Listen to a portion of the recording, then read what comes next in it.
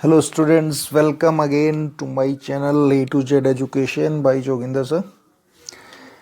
आज हम डिस्कस करेंगे चैप्टर 1 इलेक्ट्रोस्टैटिक्स के कुछ न्यूमेरिकल्स। तो आइए देखते हैं न्यूमेरिकल्स। आप देख रहे हो फर्स्ट न्यूमेरिकल है how many electrons must be removed from a piece of metal to give a positive charge of 1.0 into 10 raised to power minus 7 coulombs, right. तो हमें क्या निकालना है, नंबर ऑफ इलेक्ट्रॉन्स निकालने हैं। और हम जानते हैं कि जब नंबर ऑफ इलेक्ट्रॉन्स रिमूव होते हैं तभी पॉजिटिव चार्ज डेवलप होता है। तो इसमें कितना पॉजिटिव चार्ज आना चाहिए, 1.0 10 रेज टू पावर माइनस 7। तो हम कौन सा फॉर्मूला यूज करेंगे। सो न्यूमेरिकल फर्स्ट का आंसर है, हमने पढ़ा है according to quantization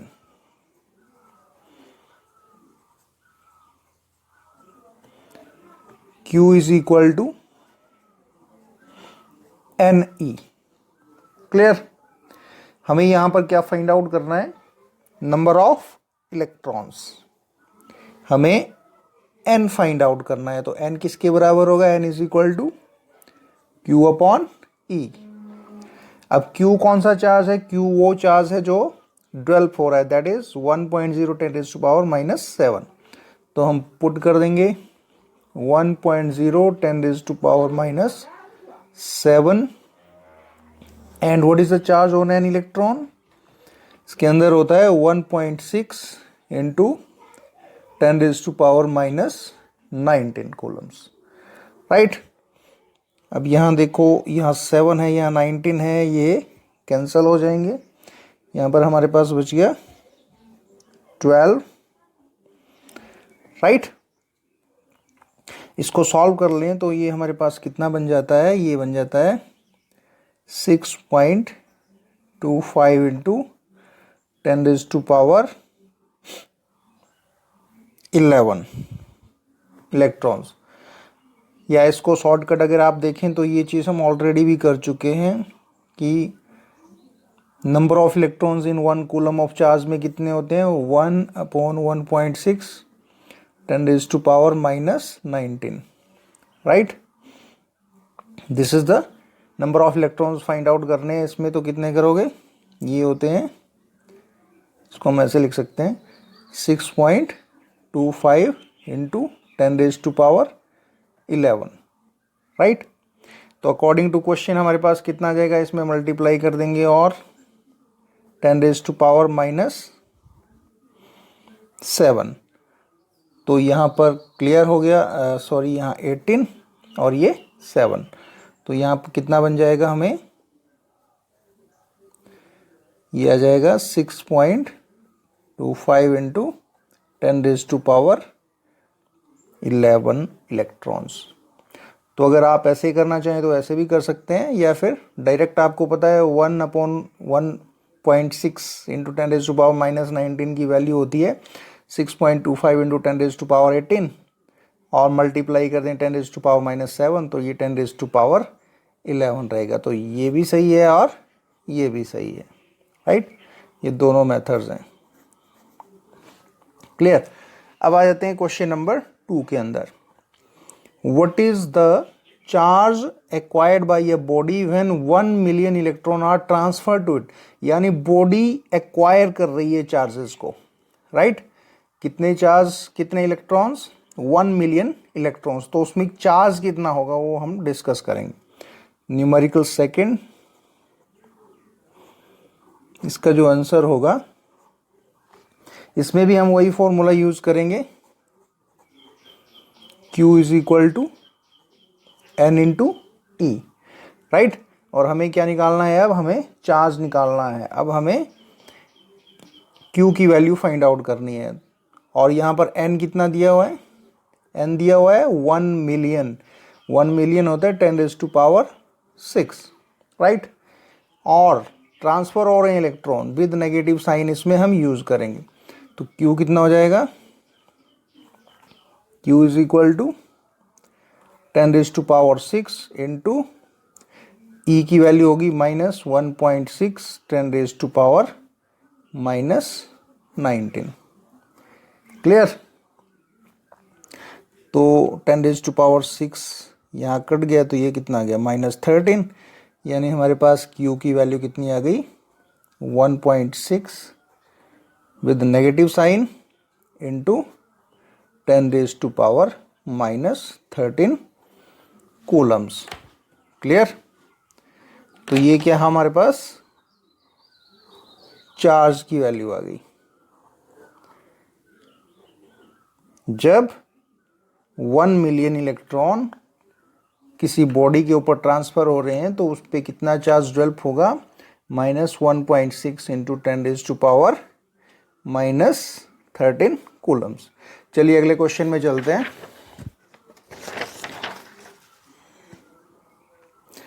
next question number 3, what is the total charge on 75.0 kilogram of electrons.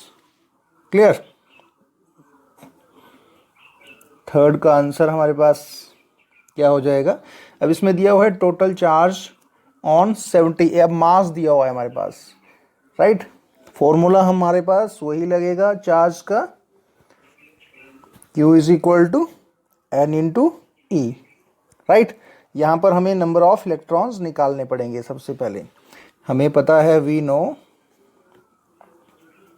Q is equal to NE, तो N नंबर ऑफ इलेक्ट्रॉन्स निकालना पड़ेगा, नंबर्स ऑफ इलेक्ट्रॉन्स। अब जब मास दिया होता है तो नंबर ऑफ इलेक्ट्रॉन्स हम निकालते हैं by using formula total mass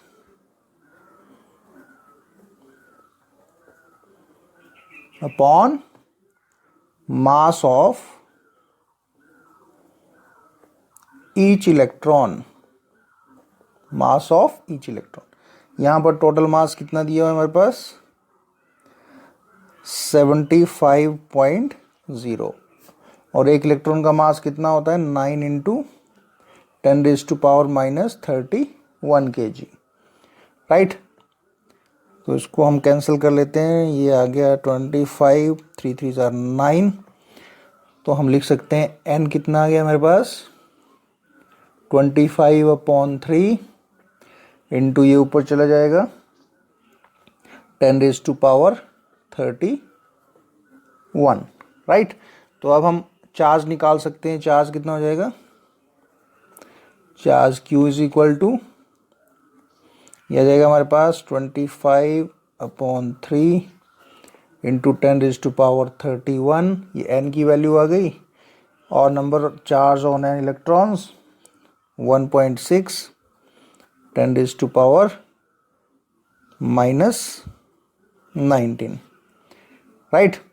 तो अगर इसको हम सॉल्व कर लेते हैं तो ये वैल्यू हमारे पास आ जाती है 1.33 इंटू 10⁻13 कूलम। इतना चार्ज 12 हो जाता है। क्लियर।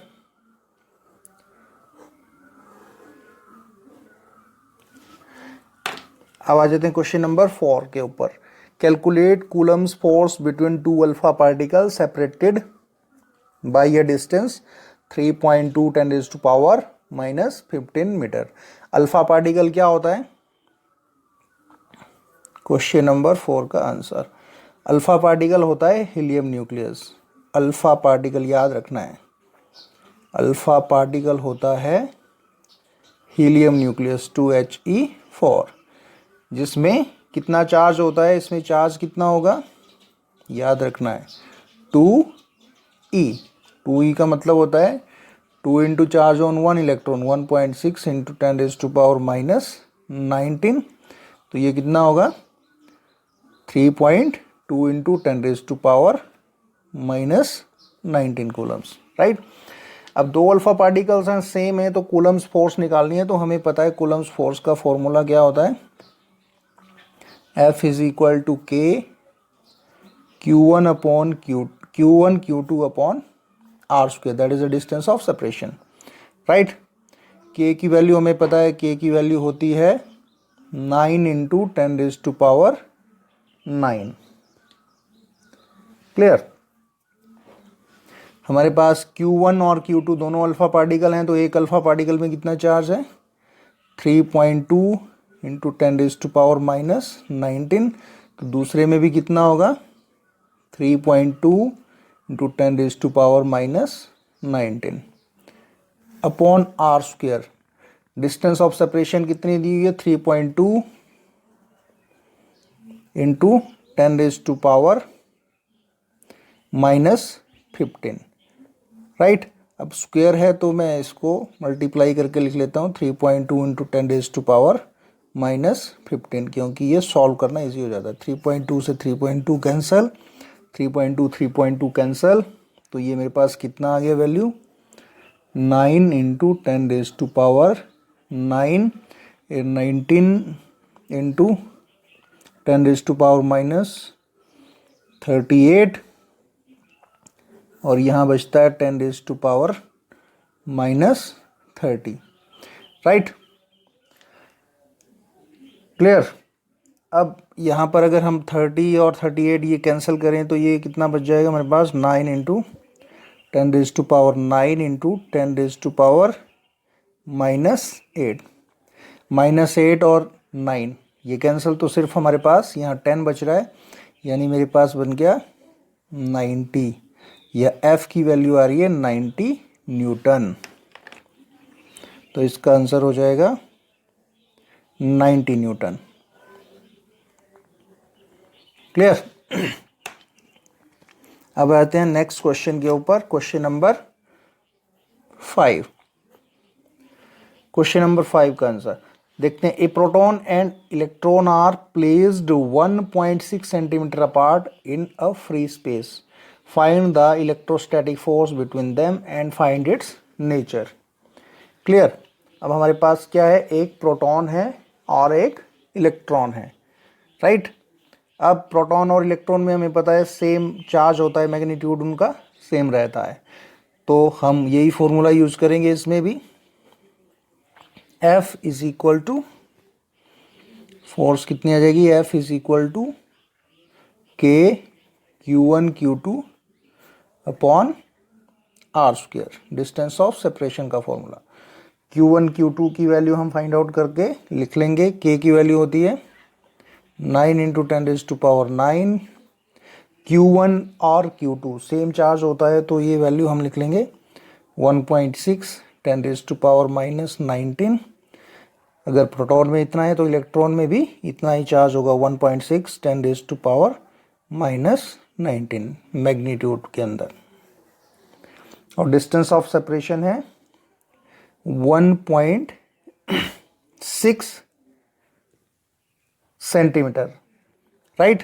तो इसको मीटर में चेंज करना पड़ेगा। 1.6 का मतलब होता है 10⁻⁻2 मीटर में। सेंटीमीटर को पहले मीटर में चेंज, ऐसा यूनिट्स में यूनिट सेम होनी चाहिए। तो 1.6 सेंटीमीटर का मतलब है 1.6 इंटू 10⁻⁻2 मीटर, राइट। अब इसका स्क्वायर है तो इसको भी हम दो बार लिख लेंगे, 1.6 10⁻⁻2, राइट। तो 1.6 से 1.6 कैंसल दोनों तरफ, ये कितना बन जाएगा हमारे पास, ये बन गया 9 इंटू 10⁻9 10⁻38 अपॉन, यहाँ बन रहा है 10⁻4 -2 इंटू -2, ये कट गया तो ये कितना बचा -34, और 9 से भी इसको अगर हम काट दें तो ये कितना बन जाएगा, F is equal to 9 into 10⁻⁻25 newton. तो ये इसका आंसर है। क्लियर।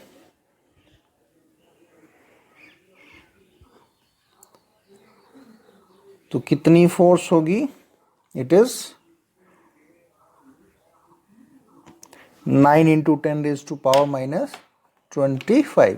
अब एक प्रोटॉन है एक इलेक्ट्रॉन है, तो दोनों के बीच की जो फोर्स होगी वो कैसी होगी, उसकी नेचर फोर्स इज अट्रैक्टिव।